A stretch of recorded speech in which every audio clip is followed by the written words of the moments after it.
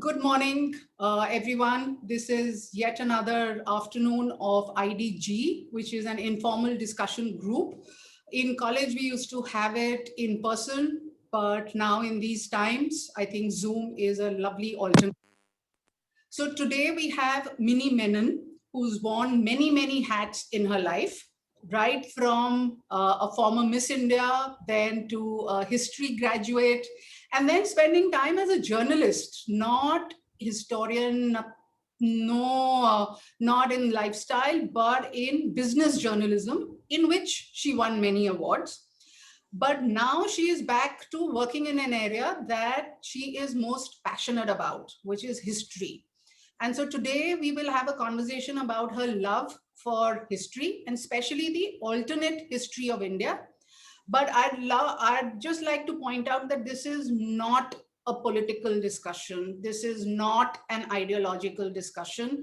This is a factual conversation. And what Minnie is going to be talking about is factual without any ideology, without any politics involved. So please keep that in mind. So Minnie, welcome. And, you grew up as an army kid and therefore you moved around different places in India and you lived in many towns and cities. So did your love for history start from this? How did it start? Right. Hi, Sonu. Hi, everybody. Yeah, I've met many of you. Our common connection is St. Stephen's, which I think is a defining place for each one of us in our own ways. And I think that is why the bonds of the Stephanian alumni group are so strong. And it's so wonderful to be part of this family and meet you all on a Sunday morning. Thanks so much for the introduction, Sonu. Absolutely. I think, I often joke that I hardly attended school, when I was a kid, because my father was in the army and his postings were to very remote areas. And because he was slightly senior when I was born, they couldn't leave me behind because my mother had to travel with him also. So as a result, I think before I was 18, I would have seen India 2 times over by road. And I think that was a fantastic introduction to India. And obviously, when you travel through India, the one thing that stands out is our fascinating historical sites and cultural diversity, right? Because every time as an army kid, when you're posted to a particular place, I don't know how many of you have an army background, but the norm is that you kind of, go for picnics, for treks, for visits all around. So if your base is in one place, you pretty much scout around that area and make it your own, because there is nothing very much else to do, in the remote parts of India. So yes, I was completely blessed. And while many people had options, right, when you apply in college, I might do this, I might do this. And especially in Stephens, everybody, in the liberal arts actually had either philosophy or English or history. I was very clear that I only wanted to do history. So my application was just history. I only applied to Stephens. And I was very blessed to have a fabulous faculty over there, which kind of egged on my interest in history, my love for history. And I actually set out wanting to be an archaeologist. And that's where after Stephens, I wanted to go to Pune, to the Deccan College of Archaeology, which is one of the most fabulous institutions. But I must tell you that this was 1995, I passed out, so 95, 96. Archaeology was a very tough area to enter into. And when I went over there, I must tell you how depressing it was, because they weren't even universities in India offering archaeology as a subject. So it was, there were postdoctoral researchers over there waiting for grants from international universities. And it was a very dire straits. And I felt very bad, because what I didn't want my passion for history to be throttled by the lack of opportunities. You see, at the end of the day, you do want, a career which is successful, a career where you can really make a mark, etc. And that is how I actually landed up doing communications, media research, and got into journalism, because history is a very core part of journalism, right? It kind of is the spine around which you can understand current affairs, you can understand business, you can understand economics. And that's another thing that really attracted me to history. It is a multidisciplinary aspect of history. So history that we learn about dynasties and chronologies is one aspect of history, but history is actually multidimensional. And it is often said that the two core subjects in the world, I mean, if you want to understand the world, are physics and history, because it actually tells you pretty much everything that you need to know about the universe and man's journey on it. So that's how I landed up becoming a journalist. And it was a fabulous career. I mean, I think in about 18 years, I was also part of the first wave of television anchors and reporters. So I was part of 3 launches in television. I was part of the launch team of CNBC TV 18. I was part of the launch team of Times Now, which I don't normally comment on because that's not something that I'm very proud of what it has happened. And then I was part of UTV and then Bloomberg TV. It was a phenomenal career. And in 2013, I took a break to write a book. And also, by the way, I did veer towards history because one of my longest programs on Bloomberg was Inside India's Best Known Companies, which is really a deep dive into what makes companies successful. I worked with Harvard around it, did a lot of interesting work. And in 2013, I wrote my first book on business history. And I took a break in 2016 to do another book, really, which never happened. And instead, Live History India happened. Yeah. Because for the first time since I started working, I actually took a break where I was only working 7 hours a day. Otherwise, in television, you're working almost 18 hours a day, 24/7. And so for me, when I took that break, I kind of reassessed where I was, joined up on a program because I didn't know what to do with my time, got back into history and realized 2 very important things. First, that since I had passed out of college doing history in 1995 to today, the best works on Indian history were being done in universities overseas. And I don't have a problem with that. I mean, it's great. But I realized that the subject of history had lost a whole generation of people because of the lack of opportunity therein. And people like me who could well have, much rather spent the last 18 years researching on history rather than making a very convoluted route back to history. And the second I realized is one of the main reasons for that is the lack of a platform. You see, England has a BBC, Nat Geo magazines, there's such a layered body of publications, of documentary filmmakers, that whole ecosystem that allows people to actually get to history, right? And the second thing is, no matter how much you love history, you don't have access, you see. It's only very recently, I mean, it's a product of the 90s, right? Your William Dalrymples and all this body of work in publications that we've seen around history.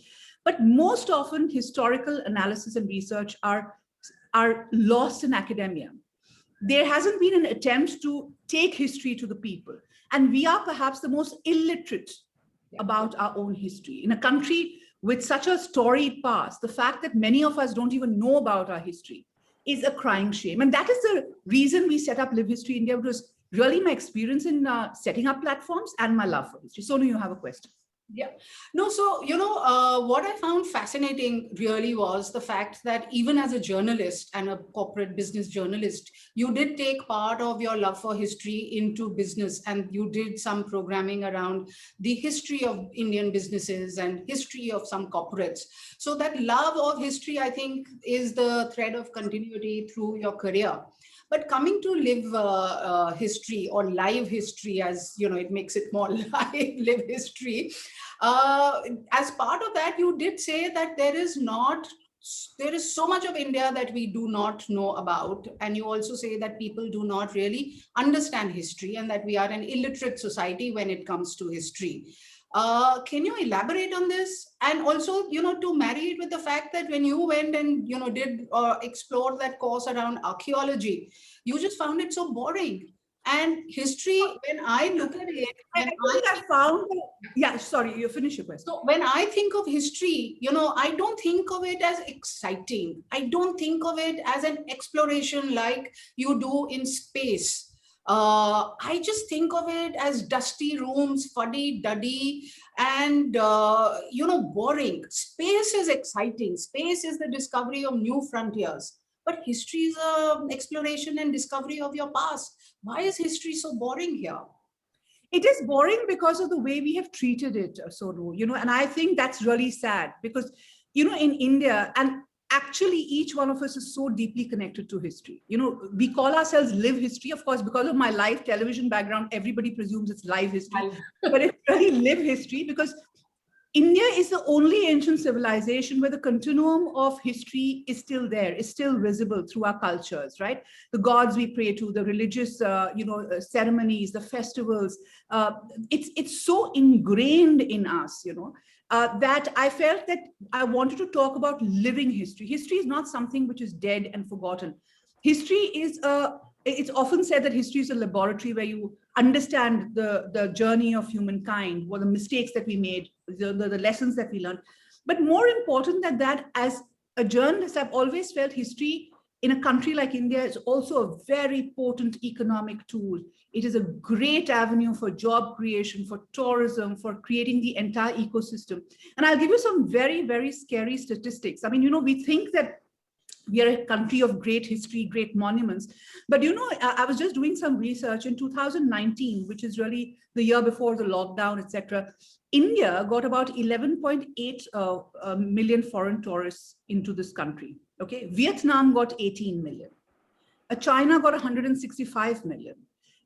We have fallen off the tourism radar. We are a nation that talks a lot about our history, chest thumping stuff and all that.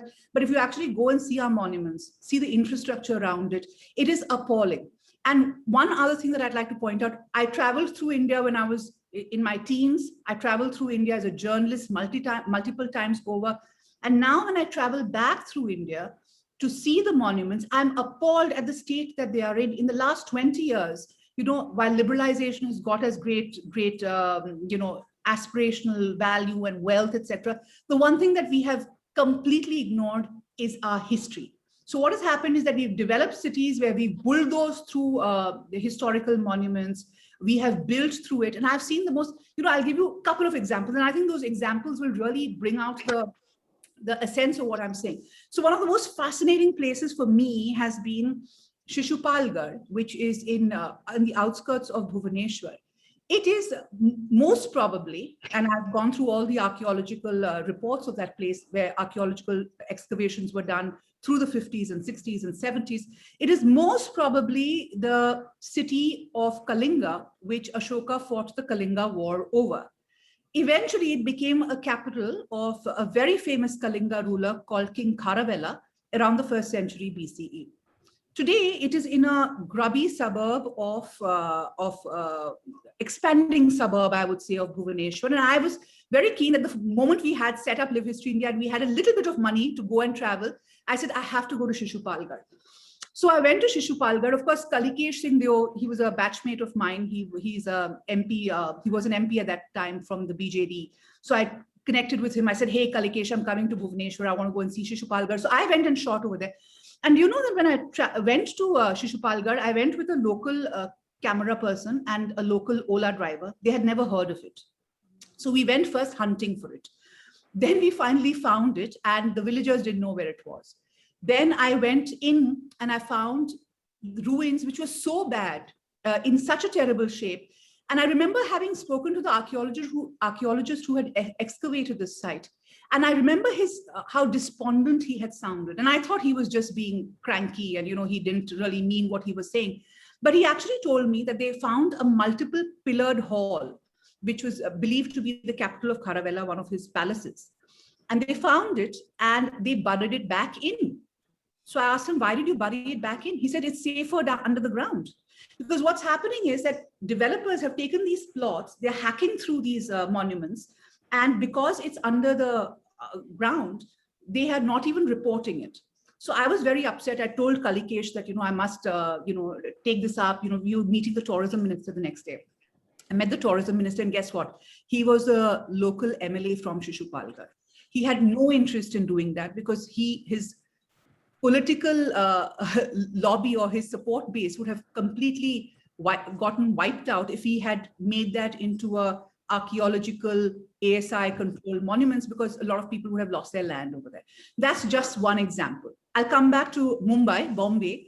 I'm sitting over here in Bandra overlooking the bay of Mahim. And there's a fort over there called the Mahim Fort, Most people think of Bombay as either the British area of Bombay, the Oval and all that beautiful area, or the Portuguese Bombay. Very few people think about it as the Bombay of the Mahikavati Chabhakkar, which is a 14th century amalgamation of poems written in the local tongue, which talk of many areas that we have taken for granted over here. The Mahim Fort is another fabulous example. It's perhaps the oldest fort. It is the oldest fort in Bombay, in this region. But it's only telling you about medieval history. You go a little further on to Nala Supara, and it was a site of one of the greatest stupas of the ancient world. Kanheri Caves, 110 caves. And I'm just appalled that I've lived in Bombay for 16 years now. It's only with Live History India that I'm discovering all of these areas. In any other part of the world, I mean, look at our audience. We're an educated, well-traveled, audience who are interested in India, interested in the story of India. And how many of us haven't had an opportunity to travel to these places, to see the caves, to understand that? And for me, the whole purpose of Live History India is to tell everyone that this is our heritage. If we don't act, if we don't show interest in it, how are we going to save it for our kids? Because if we don't know about it, it's only going to disappear faster and faster and faster. So I'm very happy to have taken up this cause, because I think this needs journalism. This needs hard work, research-based work. And what we've been able to do is bring together 150, 200 historians as contributors. We've got 400 hours of footage on India in the deep corners of India. And we are reaching 3 million people a month. And that is with our small budgets and our small world, which we really want to expand now. Yeah. No, I think as I listened to you speaking, and also as I listened to Paul last week speaking about the work that he's doing through his museum, there's just one thing that strikes me, is that all the work that is being done now to reconnect Indians with their heritage is a slow process, which is going to show results, not now, not 5 years later, maybe 10 years later, maybe 20 years later, but it is a process that has started. And there are many people who are without any, again, I do need to say this, without any ideology and without any politics, they really talk about the heritage of India. So this is going to, I am confident that this is going to show results later. However, not focusing on what we are not doing right, let me just get into some of the stuff that you are doing. And you did say, or I read it on some of the articles that, or you told me that you are studying 10,000 years of Indian history. Now, 10,000 years is a large number. So can you talk about this 10,000 bit? So no, it's a very small number in India. Our earliest story, and I must tell you about it because I love the other subject I really love is geology. Okay. Yeah. And I think the story of India, we are sidekicks. Humanity is a sidekick in the story of India, because the story of India itself is so fabulous. So our first story, I mean, the earliest we've gone back to is 3.5 billion years. I don't know how many of you are familiar with the Nandi Hills in Bangalore, but it stands on the Dharwar Craton, which is part of the original and the oldest rock bed of the earth when the earth was formed.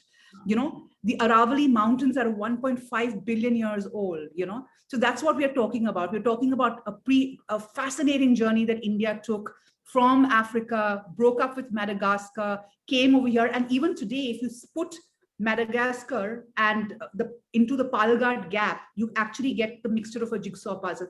So, I mean, history is just fascinating. And so, yes, let me tell you some of the great things that we have been doing and which I'm super excited about. The first is, of course, the 10,000 years of history, which is very interesting because it came, we also work with a lot of like-minded people. And one of the things that I believe is going to make the change is collaboration. I think we worked with Paul. He's doing a fabulous job. He's on the session right now.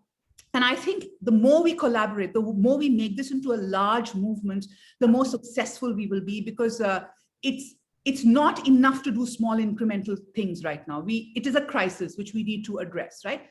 So talking about 10,000 years of history, it came from a friend, who is also somebody who supports Live History very closely. It's Amit Chandra from Bain Capital.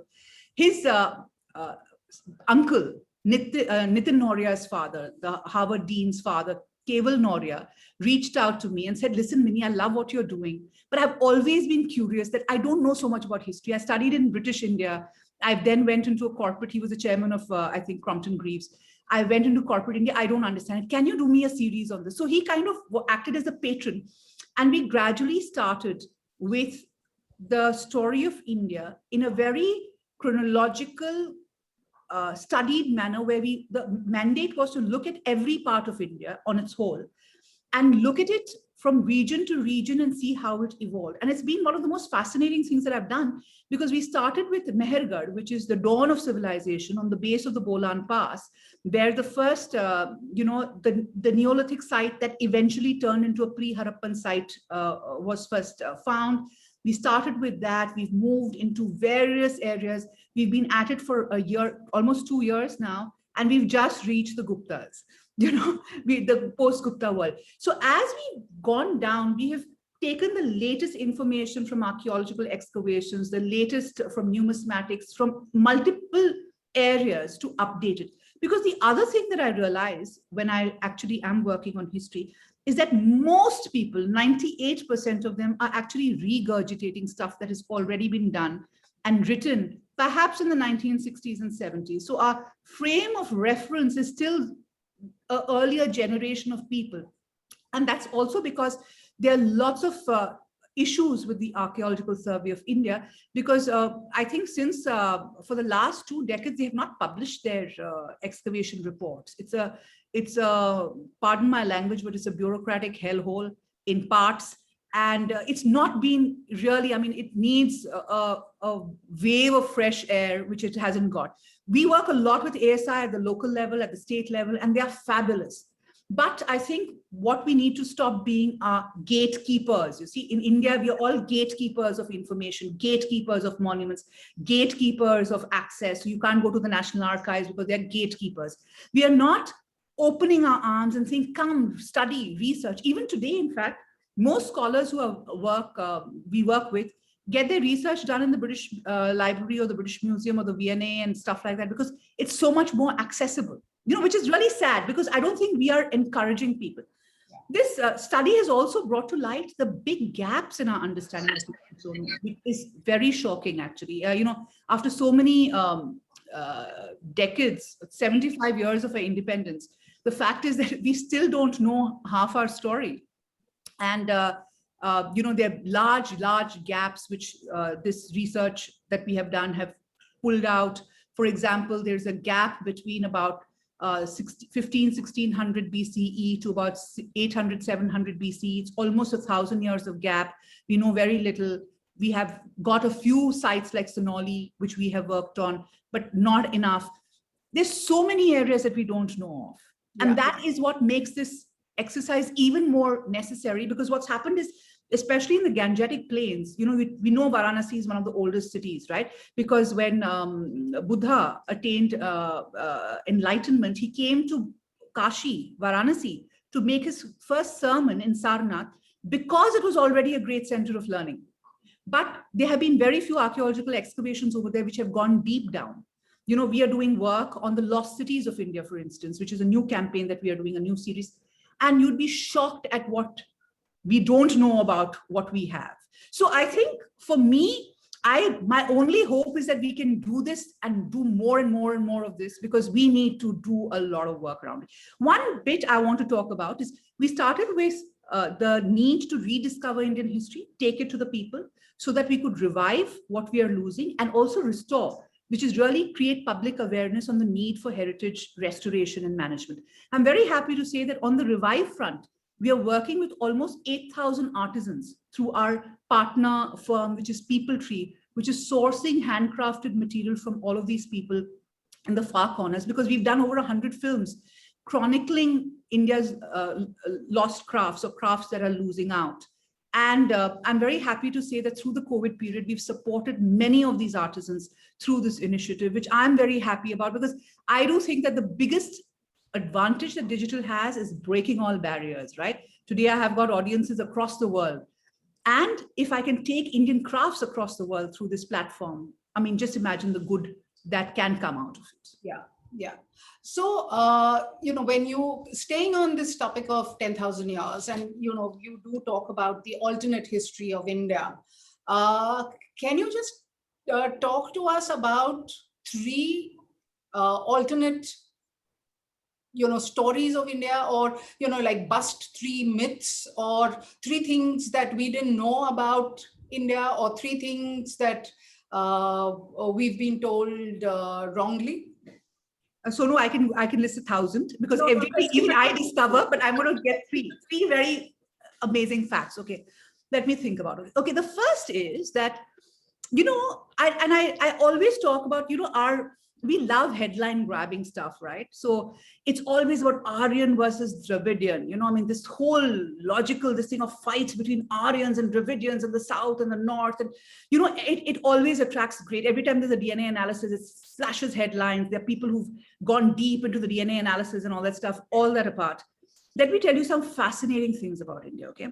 The first fascinating thing about India is that the old cliche, unity in diversity, is really true, okay? So if you actually look, even the early scholars who worked on this whole Aryan issue, and I'm going to break it up. So, a lot of our history is also because of the period the history was written in, okay? It is called historiography. And so history is always interpreted with the values of a particular time. So in the British approach to Indian history was ancient Hindu, medieval Muslim, and modern, which is the coming of the British. Okay, so that was the thing. And during the time that this was written, the primary concern in the West was this whole thing about racial purity, this race, and the dialogue on that. And that, in many senses, determined the way they looked at India. They looked at India, and for them, that whole concept of the Aryans coming in, a force coming into India to so-called civilize India, etc., worked very well, right? Now, all of that was just one aspect of it which got the headlines. But what I've always wondered is how we have not looked deeply into what even a Max Muller or any of those scholars said. Because Aryan was never a race alone. It was actually a language. It's like taking a time machine and going 2,000 years down the line. If somebody was to do an excavation in Bombay and get an English book, right? A book written in English, would we be then a colony of the British who came into this to civilize us? It's not true. It is just that we have accepted English as the lingua of the dominant linguistic choice of India because it is the most convenient. In the same way, Sanskrit became the most convenient language that came through, and the Aryans might have come, and that is what the latest research shows. They might have been movements across Persia into India, because if you flatten the map of India, you will actually see that Persia and the Gangetic Plains is just one big loop, right? I mean, it's only now that we are seeing the geographical boundaries as we see. So there must have been constant movement. And what is very interesting is the amalgamation. I just had a very fine linguist called Peggy Mohan, who's done the story of India through her languages. You must read that book. It's fascinating because she's actually analyzed the languages and she's seen how much of the Dravidian tongue has come into the so-called Sanskrit language, how as you go into Bihar and Magad, the language changes completely in the grammatical annotations. And that is a common thread that goes into Bengal and the northeast of India. So actually India is an amalgam of almost 52 to 60 cultural divisions, okay? So if you're sitting in Maharashtra, the linguistics aside, Maharashtra is actually Konkan, Vidarbha, and Marathwada. Each is determined by its local geography, local climate, local weather. So the cuisines are different, the festivals are different. So India is actually coastal India, the Deccan Plateau. So Marathwada has more in common with Telangana than it has with Konkan, though they speak Marathi, right? In Kerala, you have Travancore and Malabar. In a small sliver of a state, you have two divisions, right? In Tamil Nadu, you have Tondai Nadu, you have Konga Nadu, you have Pandya Nadu, you have Chola Nadu.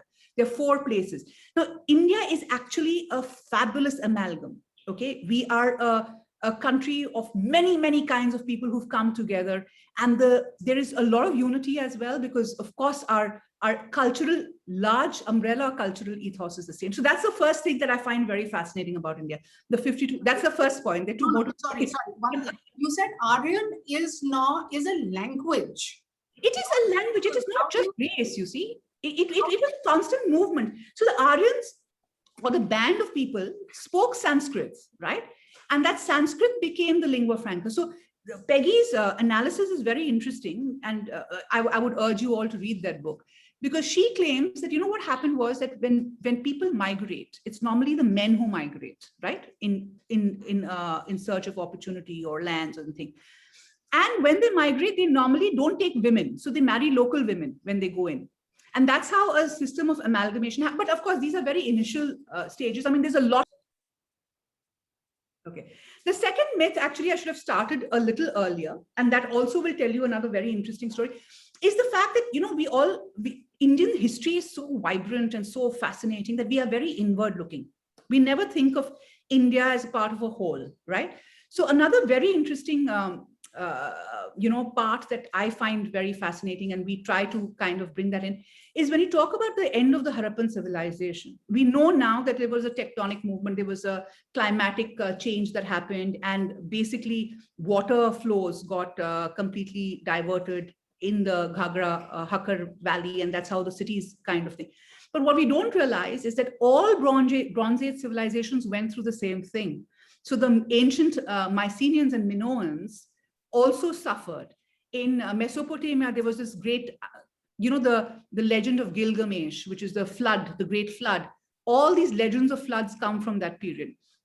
Also that in Egypt, there is, because it has had continuous occupation, there is a legend of the people of the boat who come in. So what happened was, when there was this tectonic change and this climatic issue, a lot of nomads start moving into established the plains, where there is opportunity and more food. And this movement from Persia or from Central Asia is also part of this larger movement. So it's not as though it's plain black or white, right? Oh, lot of people they came in and took over this country. It's not like that. History is far more nuanced. It's far more layered.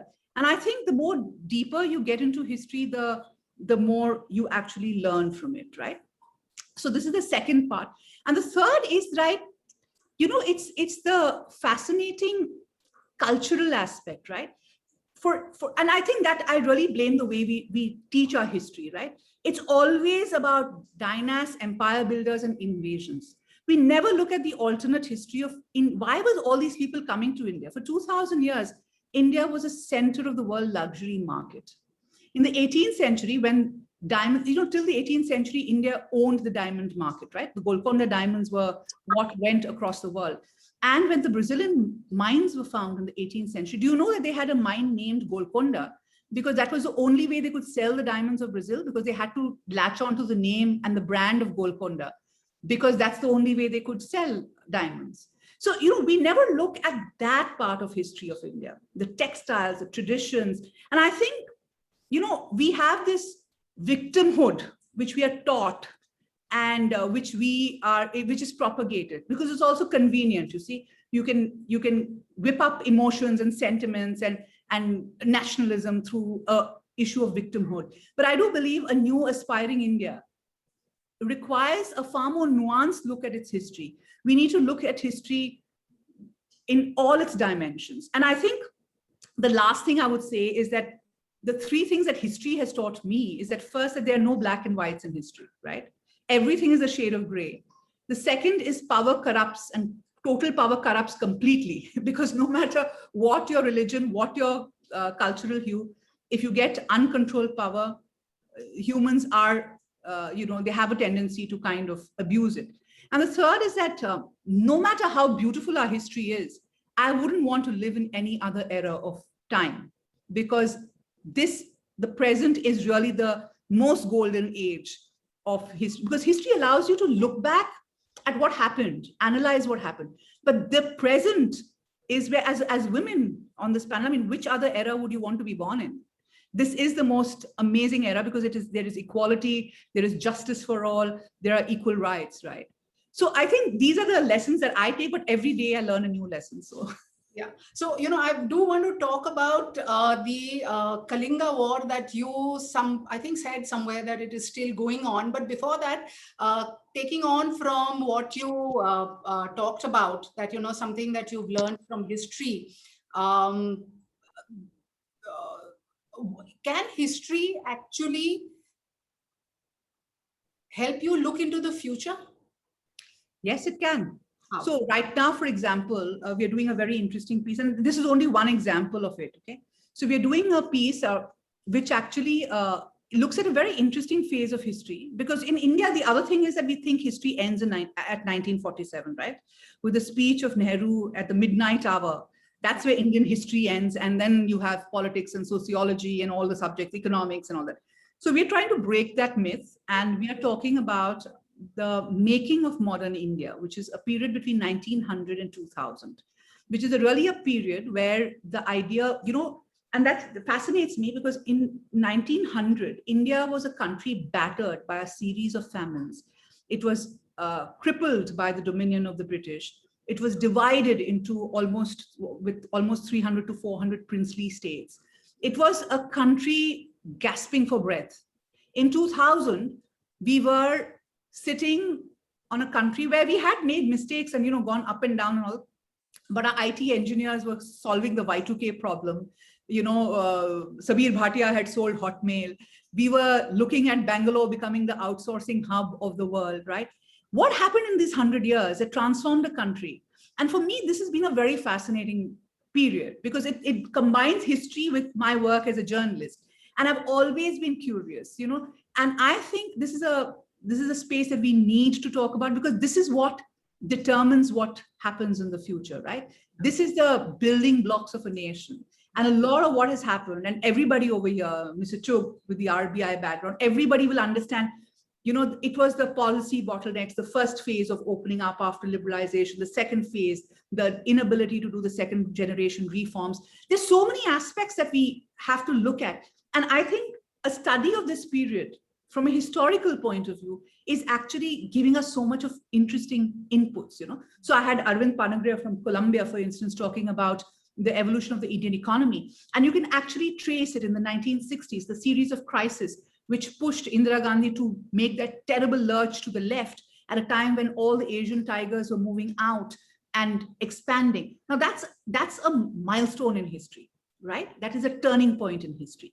And I think this is what we're trying to do. And looking at not India as an isolated island, but looking at the larger landscape of India, we want to see what is it that we did wrong and how can we correct it. So what are the lessons learned from the focus on infrastructure and education that South Korea went through, So this for me is an ongoing point. But I do think that the three things that I spoke about are the three lessons that history teaches us, because the importance of learning history is to know what not to do, to understand what has happened, to understand the dimensionality. And while we are all emotional about history, and we cannot not be emotional about history because those are our roots, we must understand that, there are different perspectives of looking at history, and also who writes the history determines how you see it. Yeah.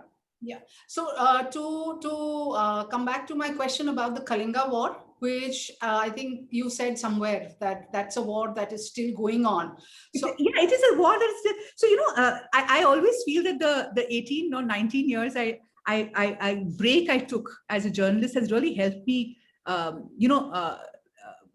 voice my curiosity on history, and hence allow us to look at new aspects of history and ask some very basic questions. So one of the basic questions, it's perhaps the most famous war in Indian history, right? The Kalinga War. Every kid knows about it. But nobody has told you why Kalinga was so important. Why was it so important that Ashoka had to get it? And it's very easy to understand if you actually look at even the modern map of the minerals in Kalinga, right? So that is a place where the Niyamgadi fight was, right? With the Vedanta on the biggest FDI in India, which hasn't happened in Odisha. Because that whole area is full of mineral wealth. And for an expanding empire of Ashoka, you needed the iron and iron ore and all the material that came from Kalinga, and hence Kalinga was important. Kalinga was also important because of the ports. on the Odisha coast. So when you start looking at it, and this is where I feel, you know, for example, in our 2000 years of history, we are looking at the South, right? Now, if you look at the South, it's very interesting because South develops from the coastal cities inwards, unlike the North, right, which develops along the riverine systems. So in the South, it's really with the prehistoric trade, and we only talk about the Roman era trade, but it goes back much further. It's from coast in. And yet there is one state that is different from all the other southern states in the way it has evolved, and that's Karnataka. And it's really fascinating because if you actually see the southernmost Ashokan edicts or Ashokan, these things are in Karnataka and Mysore. Why is that? Because Karnataka was the base for iron ore. So if you still go there, near Hampi is Sandur, which is really the iron ore, you know, the Jindal, JSW Steel's Vijayanagar plant is over there, right? Then you have the Kolar gold mines in Karnataka. So what we don't realize is that, so while all the states were looking outwards, the Karnataka belt was looking upwards, supplying minerals into the Gangetic plains, into the empire builders of the north, the Mauryans, for instance. So this allows you to see development in a different way. You know, there's a very interesting period of the Kalabhras. They are I wrote the story on the Kalabhras on Live History India, and I likened it to the Gothic invasions in Europe down the Rhine Valley in the 3rd, 4th century, you know, where the Goths came in and attacked the Roman Empire. And the same thing happened with the Kalabhras, because if you actually look at it, northern Tamil Nadu, that's where the Western Ghats come and meet the Eastern Ghats. I mean, that hilly terrain is there. It's full of forests, the Mysore forest, the North Andhra forest, etc. And this was a place for the hilly-billy tribes, you see. So the moment the South weakened, the port cities weakened after the Roman expansion or the Roman demise, it was these hilly-billies who came in the Kalabhra interregnum, you know, which came in. So when you actually layer, I mean, we've done 5,000 stories, Sonu, but I still think that we've not even touched the tip of the iceberg. I mean, as we go deeper and deeper and deeper, we just find so many aspects that very few researchers have worked on. So we are asking the question. So we started 2000 years history thinking that we'll get a lot of, you know, historians to write about it. And I must say that it's been very difficult. So I've had to write a lot of the stories myself, talking to all the historians across the world who are working on different aspects of the research, because I was keen to put this together in a nice way, you know. So there are lots of interesting stories that come out because we are doing this 2000 years. And this is, of course, only one small part of what we are doing. Yeah. So, you know, when you talk of excavating iron ore and the minerals, it somehow is very different from the idea of our own people that we had. I mean, or we have, because of the way that we've learned history. But then you juxtapose it with these beautiful temples and the gold earring that you talked about, you know, with that intricate work. So how do you get that bit out to the people now? And can you talk a bit about that? You know, for example, when you talked about the Ajanta Ellora caves, there is that Kailash temple, which people say has been made by aliens, because nobody then could have worked with such finesse. So what do you know about the workmanship, the artisans of ancient India, or whatever word you want to use it? So, you know, I'm currently reviewing a fabulous book by Vidya Dahija, one of India's finest art historians at Columbia. She's done the history of India through 100 objects. I mean, this is, of course, on the lines of what Neil McGregor did with the British Museum, where he did the history of the world in 100 objects. So she tries to bring out 100 objects from India. And, you know, I think, you know, and that's the other thing that we need to get back to our core about, Sonu, is how we see our past also influences how we see ourselves in the moment, right? The moment, and this is a very personal take, so I'm just putting it out there.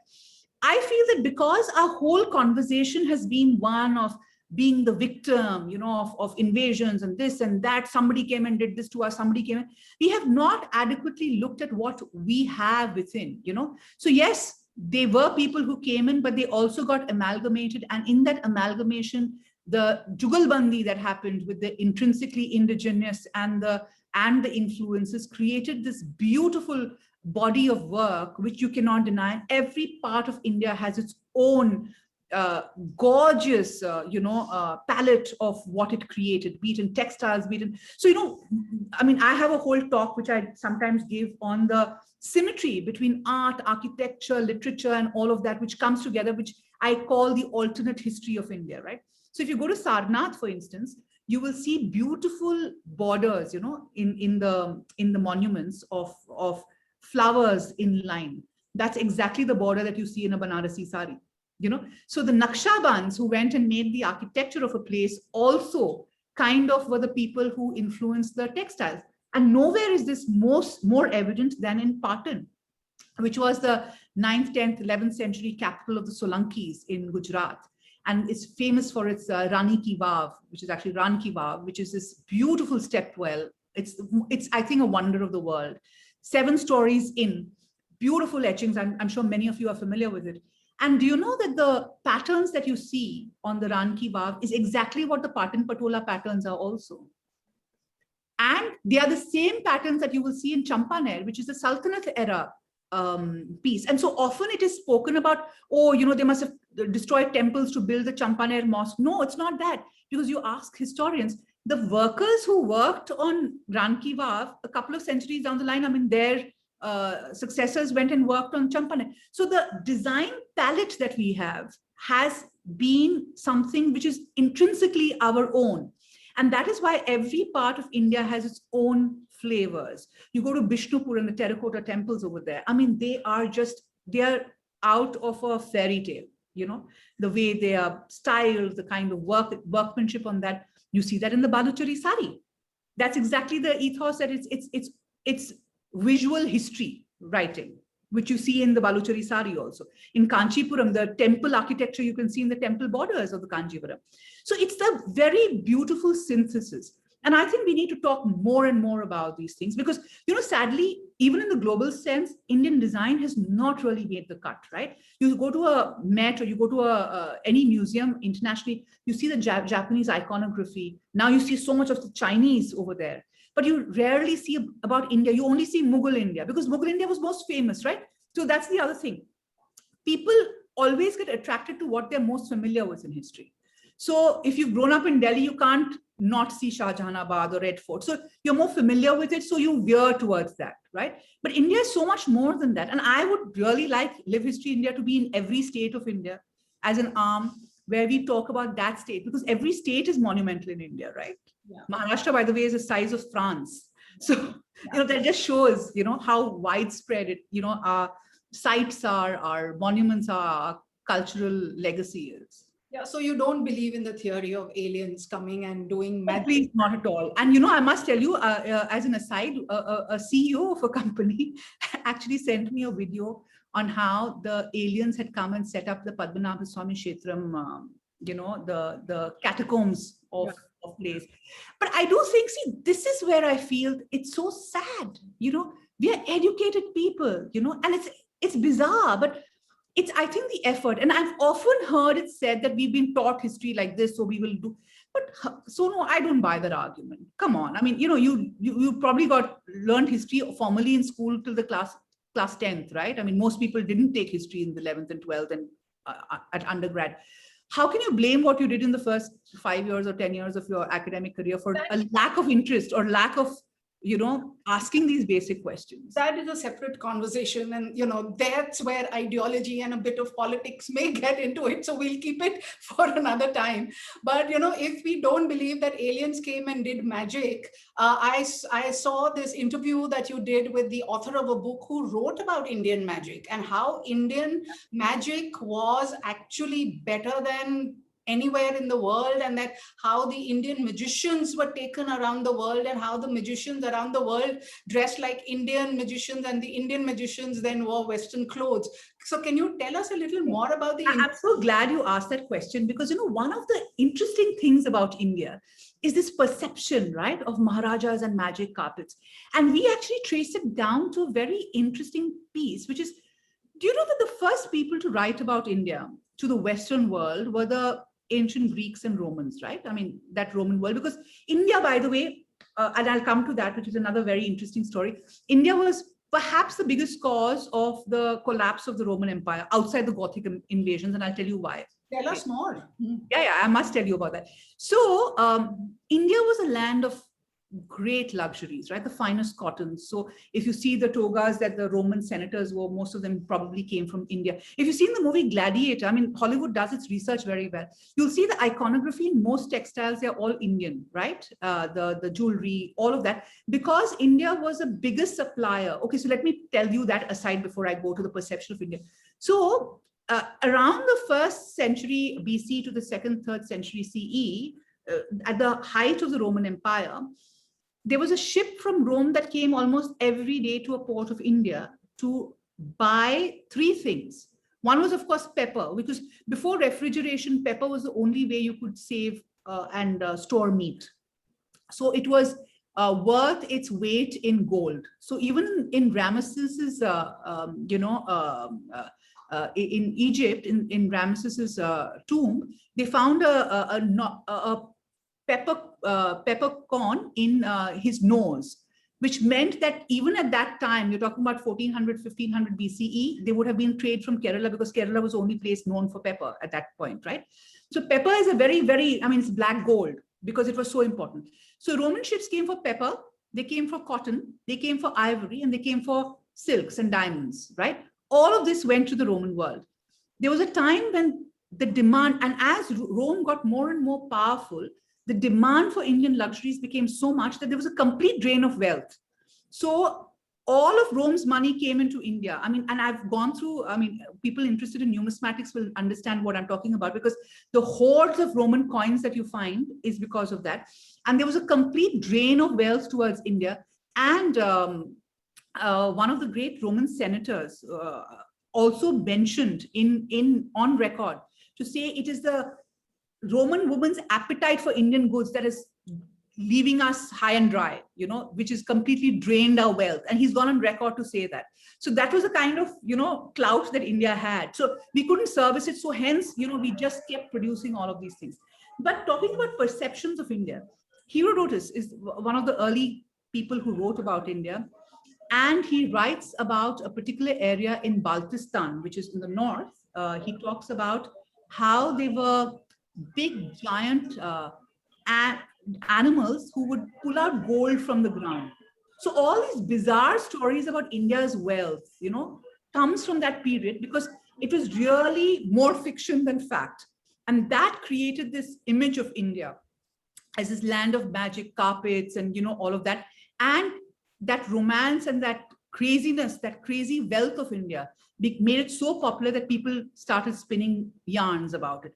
And that continues. And even today, that is the perception of India. So can you imagine how deeply India's wealth has been ingrained, that they think it's a land of magic and an exotic, God knows what, which still persists. But the actual magic, you know, what this book was about, the actual magicians and how they did work that was better than any other magician in the world, and how they traveled. Can you talk a little about that? I think, you know, it's a area that hasn't been studied too much, Sonu, but there is a side of yoga, of tantricism, which is very fascinating, which is a subtext of India, right? Tantric studies, for instance, is not something that you would hear of. It's not mainstream, right? So if you've been to the Hirapur temple in outside Bhubaneswar, you'll see the tantric element over there.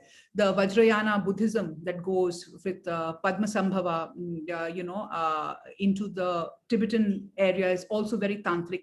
So there are lots of elements that we don't understand. My own take is that there was a very, very vivid culture of theater, of performances, of these things, and that's how they hone their skills. I mean, throw in a little bit of yoga and some tricks and, you know, all of that, and you would get magic coming out of it. But I think it was also part of the exotic appeal that the first lot of Europeans who came into India saw and took back to Europe and made it into a show, so to say. So that, I think, was more a reflection of the way they saw us than the reality on the ground. Yeah. So now to come to the history of food, you do say that Malpua is the oldest Indian dessert. How did you find that out? Right. Thanks, Paul. It is Pliny the Senior who actually mentioned that Rome was, spending all its money on Indian wealth. So you're talking about food, right, Malpua? So we have gone through a lot of Sanskrit texts and worked with a lot of scholars who worked on the history of cuisines in India. And much of it comes from the Rig Veda. Rig Veda has mention of the Malpua. Remember, it was a very pastoral economy at that time. So anything to do with milk, ghee, all of those things were very primary. But one interesting factor that we have taken up is looked at travelers to India and what they have written about India, about daily life in India. So Ibn Battuta very famously talks about pickles and samosas. He talks about how the jackfruit was something that he just completely went fida over because he'd never seen something like that. So he says the mango is great, but look at the jackfruit. he's amazed at that. So they're very interesting things. So things like pickles, khichdi is another very, very Indian thing. Huh? It's like no two households will have the same khichdi, right? But khichdi is perhaps one of the oldest things, the whole lentils and this thing. So moong dal, the green moong, is intrinsically Indian. Do you know that? Even in the Chinese call it mung, which is the sprouts that they use. They use a lot of mung sprouts, and there are factories in China that produce these sprouts. But mung is Indian. So that whole khichdi, is a very Indian thing. Yeah, so the many layers of it. Food is fascinating because we do a series called History in a Dish, which actually tells you about how a particular set of ingredients traveled, through time. The samosa is also very interesting. It's called the sambosa in the Middle East and came through caravans. It was the easiest way to wrap whatever is left over into it. But the aloo samosa is Indian, because nobody else uses the aloo in the samosa like we do. Yeah. No, so, for me, next time I bite into a malpua, I know I'm actually biting into a piece of history and possibly the oldest Indian dessert. But Absolutely. it's actually quite fascinating. So, just to check for time, it's an hour. Do Take we some questions? some questions? Yeah. Can you see them or should I read them out?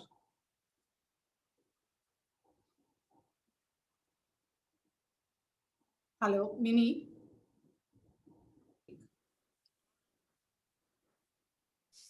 Okay, so Mini, Anshuman wants to know, as a historian, how does one separate one's research or fact finding with one's own identity and worldview, especially in late life? And he wants an example. Right. So, it's like anything, right? I mean, you might have a view on economic policy, but if you are working as an economist, I mean, that's a bad example. Economists do influence how they write. But I do think that, personal opinion is one thing, but I think somewhere we have to come out of this very emotional attitude towards history and say that first we need to know the facts. When we know the facts, we understand the ramifications of what happened, the legacy of what happened, what the outcome of that was. Then we should analyze what was the possible reason for it, right? Now, if you look at one para and then first create an opinion and then ignore the facts, and that's a problem. And I think somewhere one of the things that we stress on is history is as much a science as anything else, because you're talking about facts, you're talking about data, you're talking about information that's very clearly visible through archaeological excavations, it's documented, and hence we need to treat it as that. You have contemporary accounts. There are many ways in which you actually come to a conclusion in history. And of course, conclusion is a bad word because everything is a story in progress. So I do think that it's very wrong to have, one of the biggest victims of this whole Aryan-Dravidian debate is a complete lack of curiosity around what happened in that period between 1500, 1700 BCE and 800 BCE. We are so caught up in whether it was an Aryan invasion, whether it was an amalgamation, whether it was a movement from the east to the west or west to the east. We just are constantly debating that. And I'm sorry to say that in recent times, we have more IIT guys talking about history than, and I keep joking saying that, we've got enough infrastructure problems. If you're an engineer, go and solve those problems, right? Why do you want to go and put your head into a debate on Aryan and Dravidian history? Yeah. I mean, please give us a break, I'm sorry I had to say that. But I really think that we need to look at the real issues. And we as a nation, and that's true to everything, right? We don't care about our public infrastructure, everything, but we will care about some large issue in the national landscape, and everybody will have an opinion on that. But if you ask us who's responsible for the fact that our roads are such a mess, we wouldn't know whom to catch and whom to blame for that. So I do think that even in history, we need to reframe the questions. We need to say that, hey, 75 years after independence, we are still basing most of our information on what was done in the 1950s, 60s, and all said and done, the British did a fabulous job in excavating many of our cities. And you'd be amazed that the most concise excavations of Patna, Patliputra, which we know was the capital for almost, 1500 years of Indian history, has been done in the British era. After that, please tell me who's done it. I've got all the archaeology reports of Patna. They've been far and few between. There has been no report filed in many of these excavations.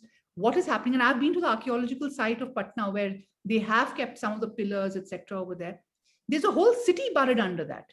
You go to Rome and you see what they've done with the Roman quarters.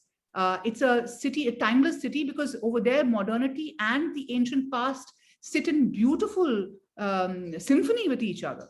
In India, we have just not bothered to look at it. And I have a big problem with that. I say that if you're passionate about history, be passionate. Let's make a difference. Pick up a monument and let's restore it. Let's work on it. Let's work on the research of it. That is the work you will do as a history lover. Yeah. So, don't up 500-year-old stories and start beating up people in your neighborhood. Yeah, that's so ridiculous. That if you're passionate about it, there's a question from Mayank Kumar, who says that having been a journalist, why not leverage the media to run a sustained campaign to keep people narrative, heritage, and for its preservation, and maybe even as for tourism, something like maybe a Swachh Bharat. No, absolutely. I love the idea. In fact, I would love everyone to give me ideas on what we could do. We started something called Heritage Matters, which is really a platform to mainstream issues on heritage. But I must tell you that I'm very happy to say that because of what we have created, and we decided that let's be the change that we seek to see in others, right? Media companies, I've been in the helm of many of them. I can tell you they're not interested in this. At the most, history and culture becomes something for the weekend supplement, and hence something nice to read, something pretty, or it becomes a headline grabber when it is Aryan versus Dravidian, or a temple has been discovered, or something has been destroyed. That's all that they're interested in. So it was really my collective and my team's collective frustration with which we started off Live History India. And yes, we do need a campaign about saving our monuments. And I'm very happy to say that because of the work that we've done over the last 3 years, anybody trying to save a monument in India comes to us and we help them, so we are making it, in many cases, they were trying to save the Patna Collectorate. We got into the picture, made it a campaign. There was a conservation architect trying to save some of the old indigenous architecture of Himachal Pradesh, the Chamba Valley. We worked with him, got it out, and now the government is supporting them. We are working with at least 5 state governments to revive old textiles which are dead or dying, and also put the spotlight on many of the historical monuments and routes that they can develop for tourism. And we've got some very, very exciting things planned in this coming year. So, do watch out for it, and I'm going to be sharing it with you, because we are really taking this to the next level. Because I do think that all these incremental things, of all agreeing that change has to happen, we need to move it up a notch. Yeah. We need to take more action and actually have more impact. So I think this year is going to be about that. Great. So the last question and one comment. There's Namita and there's Manisha and there's Anshuman, who's asking where can they access some of their series and some reading references and something for school children, because this is a question that is of interest, that, how can we get the next generation interested? So as far as the reading references, maybe Mini, you could put them up in the group chat. But sure. The last question is, what can we do ourselves to get the younger generation interested in our heritage? Yeah, I think I would like every one of you to be interested in Indian heritage and be part of our Live History India journey. So do log on to, it's called livehistoryindia.com. We're on YouTube, we are on Facebook, we are on, of course, we have our own website. We have a fabulous book called The Quirky History. So one of the things that I always wanted to do was I didn't want to tell children about the same, dynastic history talking down to them. Really, history in India is fun. And we have put together an amalgamation, and we got a lovely endorsement from Ruskin Bond, who's my favorite author. We got a lovely endorsement from him also. We've done a book called the Quirky Histories of India, which is The Swan Car of Nabha and Other Stories from History. It's with HarperCollins. It's the first of a series. It's done fabulously well. And you'll find the most amazing stories on that, including my favorite, which is the marriage of the Junagadh Nawab's golden retriever. Yes, golden retriever. Got married to another golden retriever, and it was a state wedding. And the Nawab of Junagadh, very famously, we don't realize it, when he went to Pakistan, he left his wife and he took all, I think he had hundreds of dogs. So he took some of his dogs, but left his primary wife behind. So which is another very interesting aside. But having said which, so this is a Quirky History series. We are doing the 2000 Years of India is becoming a multi-volume set, which we are working on. So we're working with many, many publishers. We are starting a very interesting service where we will be able to find many of our prized pieces online. So that's something that we will be doing for you. We are picking up a lot of rare books which are out of print and must be read to understand history. So that's the other thing that we are doing. And we've got some very exciting things planned out, which I'm not, because it's in the cards. It should be on by the end of the month. So I think I will be able to tell you more about that by July.